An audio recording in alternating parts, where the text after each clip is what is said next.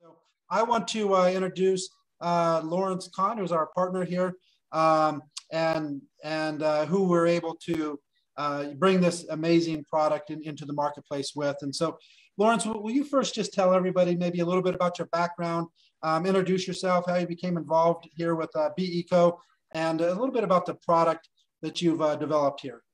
Sure, and thank you, Dan. What a great opportunity, and hello, everybody. My name is Lawrence Kahn. As Dan mentioned, I'm actually originally from South Africa, although I've lived here for 43 years, I think. In any event, I'm the co-founder and principal of a California-based company called Pro1, and we're the manufacturers of proprietary lubrication and fuel technologies. My partners and most of the folks in my company have strong backgrounds in motor racing, which is where these products were originally developed for NHRA, which is drag racing, NASCAR, and others, including boat racing. We market these products to industry, including the oil and gas industry, actually. We sell our lubricants to lubricant companies like ExxonMobil and Shell, and even Saudi Aramco for use in their drilling.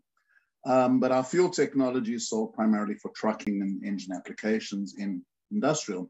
So we partnered with the BEPIC, and we're so excited about this to bring this technology to hundreds of thousands of consumers who, Dan, as you mentioned, could never have imagined a moment in time where they'd see gas that, at least in California, here is about over $6 a gallon if you're lucky.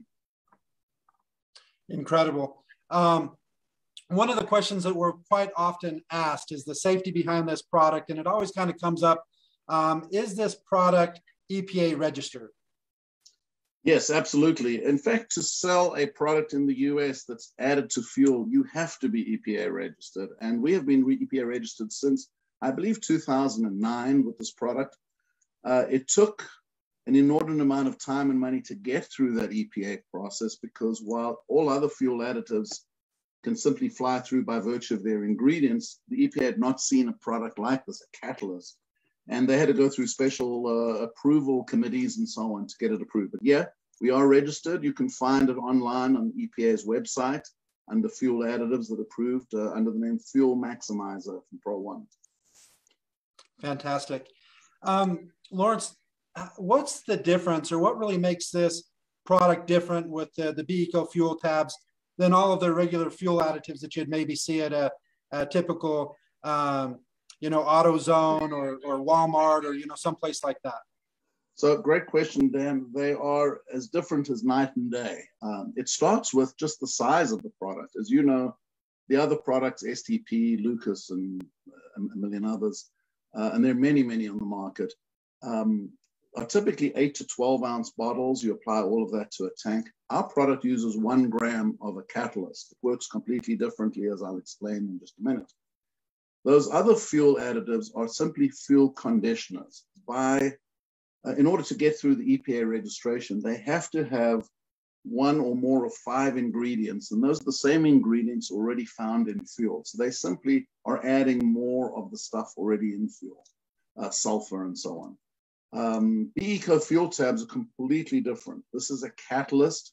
It's, as you know, a very, very small pill, and as you might know, catalysts can do amazing things with chemistry with a very small amount of product in them. So it's totally different. Our product is all active ingredients, whereas those others, it's not active at all. And our product, or now your product, actually changes the process of the burn in the combustion chamber. Ordinary fuel additives do not do that. So it's a very different product. In short, this is a catalyst and not just a conditioner. Fantastic. And I think that's one thing that a lot of people get a little bit confused on. And so with that being said, how do the fuel tabs actually work? So again, if you think about a catalyst in chemistry, what it does is it's lowering the ignition temperature of the air-fuel mixture. In other words, it lowers the temperature at which the fuel burns. So if you can imagine, if you can lower the temperature, the fuel starts burning earlier and it sustains or continues for longer. If you can start burning earlier and burn for a longer period of time in the combustion chamber, guess what? You're going to get more energy out of the fuel, and more of the fuel will be burned correctly as opposed to unburned fuel, which is essentially emissions. So the goal is to get as close to 100% burn as possible. And by using the fuel tabs, you can increase that percentage to be very close to 100%, which means more energy, more BTUs, or more mileage, if you like, and less emissions or unburned fuel out of the tailpipe. So it works and does both of those things simultaneously by giving you, simply put, a more complete burn. Fantastic, Lawrence. And you kind of already answered the next question, but a lot of people are asking, what are the actual benefits of this product? You kind of already went over potentially increased fuel mileage, less emissions. Anything else? Yeah, well, those are the keys. Then you get more power, which means more and better fuel economy, more mileage. Of course, that's an environmental benefit today, because if you can get another 50, 80, 100 miles out of a tank of gas, there is an environmental benefit to you, to the planet, and an economic benefit to yourself. As we say, you save green and do green at the same time. Yes, reduced emissions. The poorer the quality of fuel, the greater that percentage will be of reducing emissions. We've seen it as high as 90% in one country, 90% reduction in emissions, which is incredible. But you're also keeping the engine cleaner. You're keeping the oil cleaner for longer. So there is less maintenance as well. But the primary goal is to produce more energy out of the fuel, which means more power and or more fuel economy, better fuel economy.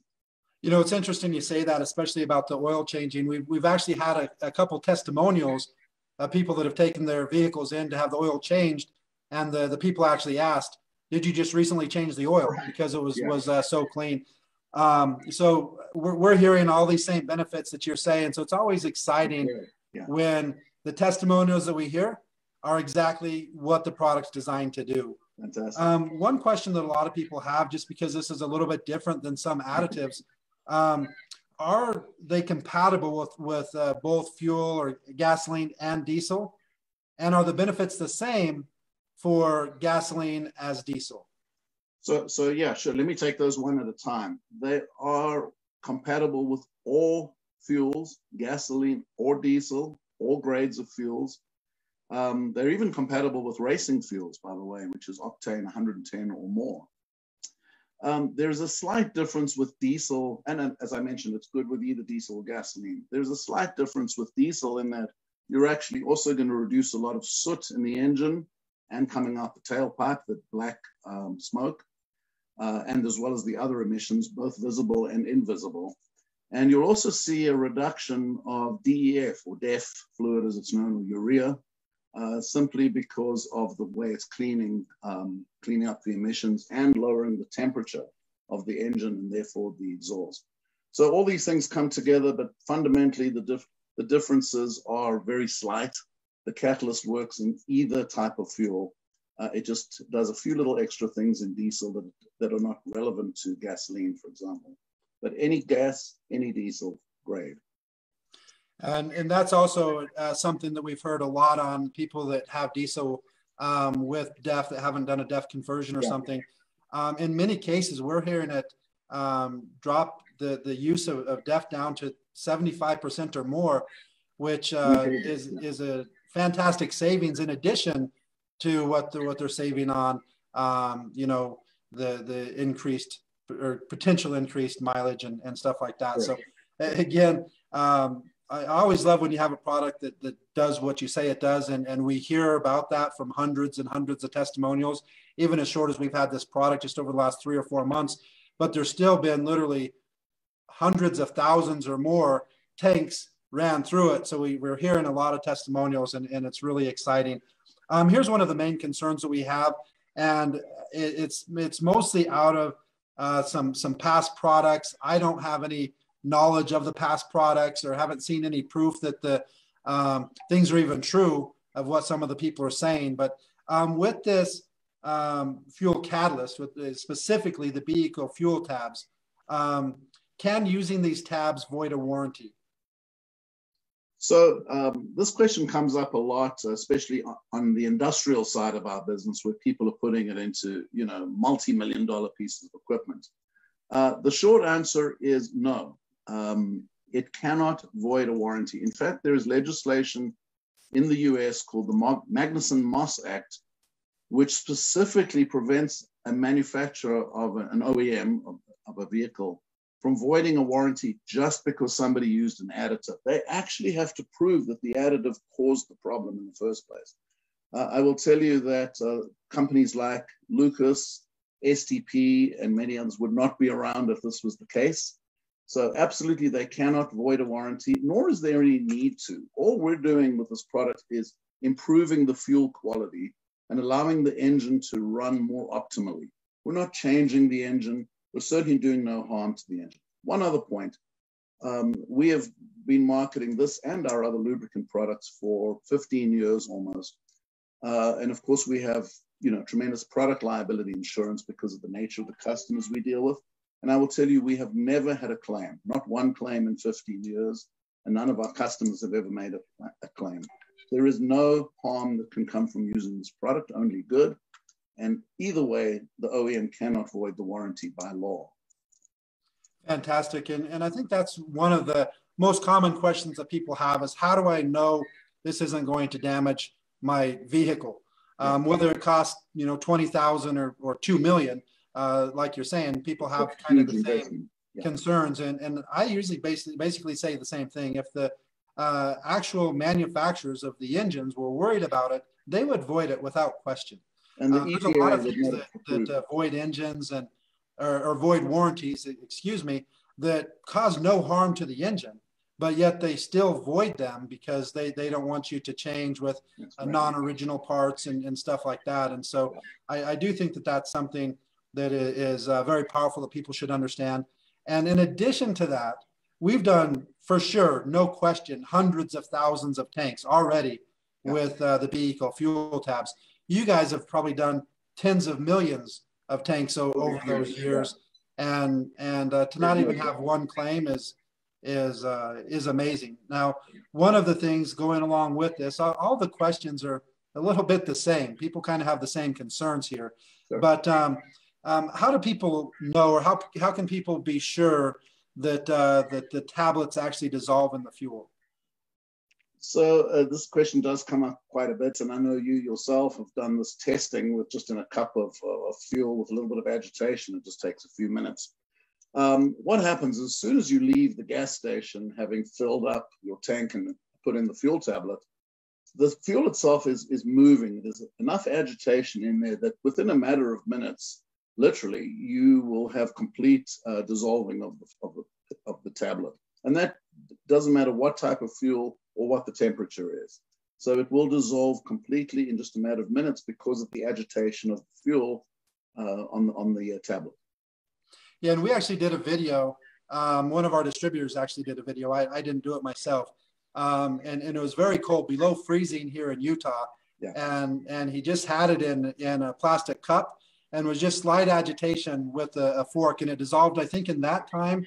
And it took about 4 minutes. But that wasn't near the agitation. If you think you drop this in a tank, just the pressure of the gas coming out of the hose is going to cause way more agitation than just stirring it every 20 or 30 seconds with a little fork. So we've done this ourselves.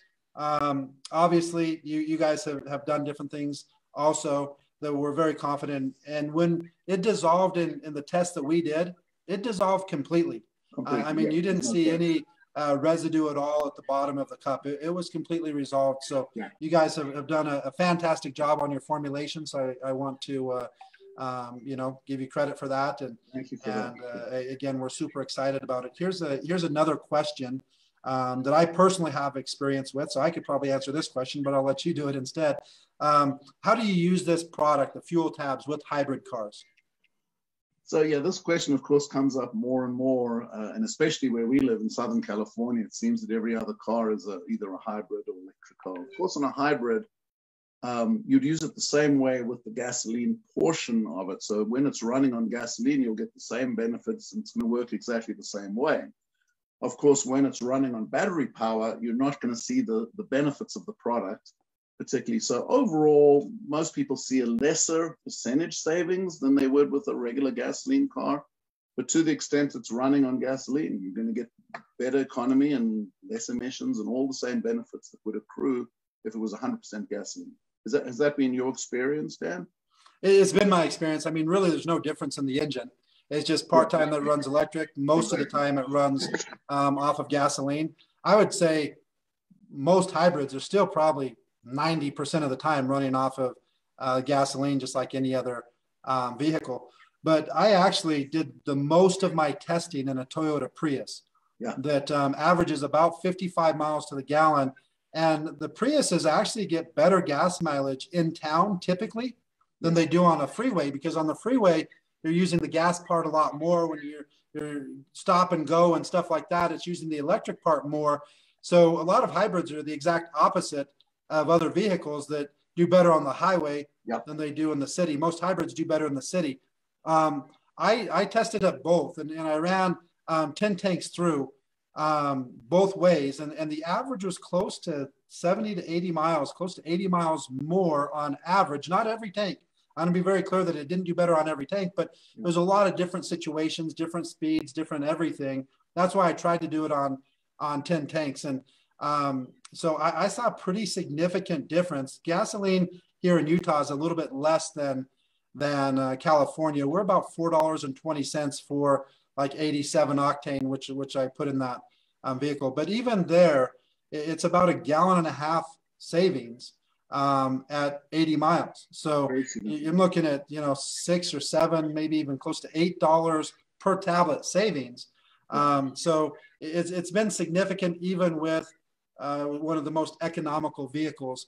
And also I want to point out before we move on, it's very difficult to be super scientific about testing this, because everything affects the mileage in your car, the weather, the stop and go traffic. I've had some people say that, well, I do the same route every day. Yeah, but the traffic's not the same every day. The weather's not the same every day. All of these other issues are not the same every day. So it doesn't work, as scientific by us just trying to test ourselves. So that kind of brings us to this next question. And it says, sometimes we're getting testimonials of people saving 10 to 20% on their gas, and others don't see any savings at all. I think part of that personally is because it's very difficult to track, because you have to track so much more than just your mileage based on the weather, how fast you're driving, how the traffic was. Did you, run into a store and leave the car running? All of these different things affect that. But would you just give your thoughts on that? Why are the improvements quite different from person to person? No, you've certainly hit on some of them, Dan. I've actually lived this. My partner has a Lincoln. He got 22 to 25% consistent improvement, and he does have the same commuting route, pretty much identical every time. So that was fairly reliable. I would get, around 5 to 10 easily, sometimes more. Very difficult to measure as a consumer, because as you pointed out, one, you may feel more power. So if you're used to going up a hill, like here we have the Grapevine in California, and we have people reporting to us, they used to have to take it in second gear, and now they're in third or fourth gear. So same thing with trucks. So sometimes you feel more power, which is essentially more horsepower, not necessarily better mileage. Every drive is different. Every route and every day you take is different with the stop starts and how heavy your foot is. It varies by engine. It varies greatly by the quality of the fuel. We see that around the world, a huge difference based on quality of fuel. Obviously, the better the fuel, the less room there is to optimize. The worse the fuel, the more room there is to optimize, the better improvement you can get. And obviously, if there's any mechanical issues going on, dirty filters or injectors, while it does some cleaning, if there's a mechanical problem, that's going to impact your mileage as well. So there is a way around this. The computer in the vehicles will sometimes compensate for the change in combustion. So there are some people who reset the computer and disconnect the battery and go through all that. I wouldn't necessarily recommend it, because having done that, it is a pain to try and get your radio stations and your seat position and all those things back. I would just say this, that I have a Jeep Grand Cherokee. It cost me $138 the other day to fill it up. I couldn't believe it. And if I'm getting a 10% fuel savings, I'm pretty happy with that. You know, that's very significant. Not everybody has a 23-gallon tank who's paying $6 for gas, but proportionately, people will invariably save more than the product, and they'll get all these additional benefits of the cleaner engine, the more power, and of course, the environmental benefits of having less emissions. So, but there are so many variables, it is difficult to measure. One other thing I would say, we, of course, being involved in the industrial side, have done a lot of testing, hundreds of thousands of dollars of testing with primarily diesel. And these are done on with very stringent testing conditions by third-party labs. And we have seen a range from 3 to 15% in fuel savings under the most stringent punishing conditions where everything is accounted for, including using the same driver on the same track, going at the same speed, et cetera, et cetera. So we have extensive testing in place, but more importantly, we have all these testimonials that you and we've been getting over the years that tell us this product works. Yeah, I think that's the same thing. It's kind of like one of those things that it is hard to tell every single time. And I always tell people, I can say what it's done for me, but I also admit my testing is not very scientific. This is me in my car driving under no controlled conditions. But we have so many testimonials. I literally have zero doubt that the product is very beneficial and doing exactly what you say that it's doing. And just the example, everything that you've said that it's doing, we have testimonial after testimonial after testimonial backing those exact same things. So just a couple more questions here. One of them, because some of the newer tanks are a little bit different with no cap and stuff like that, how do you recommend, or how do you put the pills in if you have a double capless tank? So this is actually pretty easy, and there are two ways to do it, and it's really up to you. One is you just slip it or insert it behind the flap, and then of course, as soon as you put the fuel nozzle in, it's going to push it through and then blast it with fuel coming out of the nozzle. What some people do is they put the fuel tablet in the nozzle itself. Sometimes you just crack it in half if it doesn't fit in, but that's usually not necessary. But between those two techniques, it's going to work every time. You won't have any problem with it getting stuck and not reaching the fuel. The fuel nozzle will take care of that from the gas pump. Yes, and I have a truck that has that exact thing, and I just pushed it in with my thumb. No problem. Very easy to do. Yeah. Just a couple more questions here. One is how much should I use? And a two-part question here, can I use too much? Yeah, so this is it's very clear, and I'll give you a very straight answer on this. You want to use one tablet per 15 gallons approximately. It wouldn't matter if it's 13 or 17. We do recommend you double dose the first time, and that's because you get the additional benefit of the cleaning that happens with it. So first tankful, we recommend a double dose. Thereafter, one tablet per 15 gallons. Now you say, well, what if my tank is only 10 gallons? It's not going to hurt it. You can still use a tablet. Now, if your car has a 25-gallon tank, use 2 tablets. You cannot overtreat it. You may not get much gain at a certain point, meaning it can only do what it can do up to a point. But there's no harm in overtreating it if you need to. So 1 tablet per 15 gallons or 60 liters roughly is a rule of thumb that I would stick to. But if you overtreat it, it's not going to harm it, and you may actually get better results to a point. Yeah, great information there. Just as an example, my Prius has just barely a 10-gallon tank. I use a full tab, but I have another vehicle that is a twin turbo V8 Mercedes S63. It has like a 21 gallon. I've still just used 1 tab in there and got noticeably different results. So I think that probably that 1 per 15, 16, 17. But I've even done 1 per 20 and got good results. So, but it's good to know that I was kind of worried that because of not being 100% confident in everything dissolving perfectly, that I was always kind of on the side of using a little bit less. A lot of times I'm the opposite. Most of the time I'm like, well, if 1's good, then I'll use 3. But on this, I've been a little bit more conservative. So it's good to know that, you can kind of go in either direction and still get benefit. Two more questions here. And Sure. I think from all the things that you've already talked about, I think I kind of already know the answer to this, but can this help with smog checks?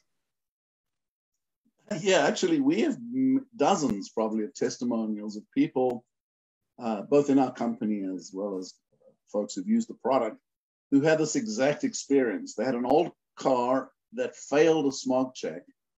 They ran the fuel product through a tank. They ran it for a full tank full of gas, went back, passed smog check. And this is the crazy part. In some cases, it showed 0 emissions. So it went from a failure to 0. Now, you should have seen the look on the faces of the guys doing the smog checks, because they said, what did you do to this car? But they're always looking for, did you mess with the catalytic converter or something? But this has happened many, many times. It won't always work, is really the honest answer. There are times when there's some other issue going on other than just cleaning through and reducing the emissions. But it's certainly worth a try. It's a very inexpensive way to try and get your vehicle through a smog check without, starting to tear the engine apart. Fantastic. And last question that this has, and I know we're working on some things to get it looking more exact at the same time, but why at times do they look slightly different color, slightly different texture on the actual fuel tabs, and do they dissolve the same? So yeah, this is a cosmetic issue only, Dan. The performance is identical. The dissolving characteristic is unaffected. So it's merely a cosmetic issue. And as you pointed out, it's a temporary one anyway. But no, there's no difference in performance and no difference in dissolving.